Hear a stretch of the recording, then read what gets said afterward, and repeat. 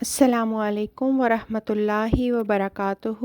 ربی اشرح لی صدری ویسر لی امری واحلل عقدۃ من لسانی یفقہوا قولی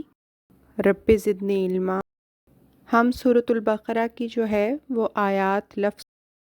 آیات کا لفظ بلفظ ترجمہ دیکھ رہے تھے اور ساتھ ہی ساتھ اس کی مختصر تشریح سیکھ رہے تھے۔ تو آج ہم آیت نمبر 197 پڑھیں گے۔ اعوذ باللہ من الشیطان الرجیم، بسم اللہ الرحمن الرحیم۔ آیت نمبر 197 دیکھیے گا۔ اور اتمو تم پورا کرو، الحج حج، اور العمرۃ عمرہ، لی واسطے، اللہ پس ان اگر سر تم روک دیے جاؤ، تو ما جو استیسر میسر آئے، من سے الہدی قربانی، اور لا نہ تہلکو تم منڈواؤ، رؤوسا سر کی جمع ہے یہ، کم اپنے، حتیٰ یہاں تک، یبلغا وہ پہنچ جائے، الہدیو قربانی، محلہ اس کی مقررہ جگہ، پس من جو، کانا ہو، من سے، کم تم، مریدن مریض، او یا بھی ساتھ ہی اس کے، اذن کوئی تکلیف، میں راسی سر، جس کی ہم نے ابھی جمع پڑھا تھا رؤوسا، راسی سر، ہی اس کے،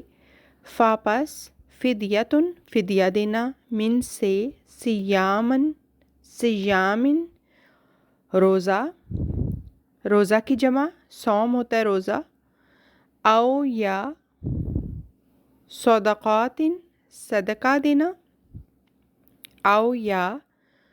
نسکن قربانی، پس اذا جب، امن تم امن میں آ جاؤ، تو من جو، تمتع فائدہ، بھی ساتھ، عمراتی عمرہ، الا طرف، الحجی حج، پس ما جو استیسرا وہ میسر آئے، من الہدی من سے الہدیہ قربانی، پس من جو لم نہ یجد پائے یعنی موجود پائے، یا جد پائے، پس سیامن روزے، ثلاثتی 3 ایامن دن، فی میں الحجی حج، اور سبعتن 7، اذا جب، تم واپس لوٹو، تلکا یہ، عشراتن 10، کاملتن مکمل، ذالکا یہ، لی واسطے، من جو، لم نہ یکن ہوں، اہل خانہ، ہو اس کے، حاضری رہائش پذیر یا موجود، المسجدی مسجد، الحرامی حرام، اور اتقو تقوی اختیار کرو، اللہ، اور اعلمو جان لو، انا یہ کہ، اللہ شدید العقاب شدیدو بہت سخت ہے، العقاب سزا دینے والا۔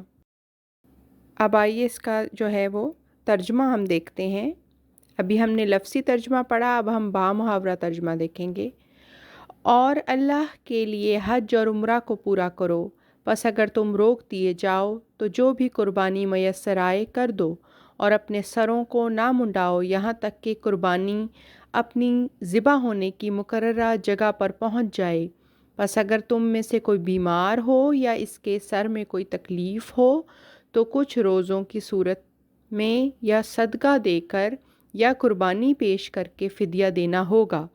پس جب تم امن میں آ جاؤ تو جو بھی عمرہ کو حج سے ملا کر فائدہ اٹھانے کا ارادہ کرے تو چاہیے کہ جو بھی اسے قربانی میں سے میسر آئے کر دے، اور جو توفیق نہ پائے تو اسے حج کے دوران 3 دن کے روزے رکھنے ہوں گے، اور 7 جب تم واپس چلے جاؤ۔ یہ 10 دن مکمل ہوئے۔ یہ امر اس کے لیے ہے جس کے اہل خانہ مسجد حرام کے پاس رہائش پذیر نہ ہوں، اور اللہ کا تقوی اختیار کرو اور جان لو کہ اللہ سزا دینے میں بہت سخت ہے۔ یعنی کہ اس آیت میں یہ ہے کہ اور حج اور عمرے کو اللہ کی رضا کے لیے پورا کرو، یعنی کہ یہ بات جو ہے وہ ذہن میں رہنی چاہیے حج اور عمرہ کرتے وقت، کہ لوگوں کو دکھانے کے لیے یا نمائش کے طور پہ حج اور عمرہ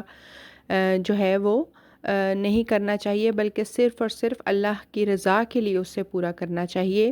پھر اگر تم کسی سبب سے حج اور عمرے سے روکے جاؤ تو جو قربانی میسر آئے ذبح کرو، اور جب تک کہ قربانی اپنے مقام پر نہ پہنچ جائے اپنے سر نہ منڈواؤ، اور جو کوئی تم میں سے بیمار ہو یا اپنے سر کی بیماری کی وجہ سے اسے تکلیف پہنچ رہی ہو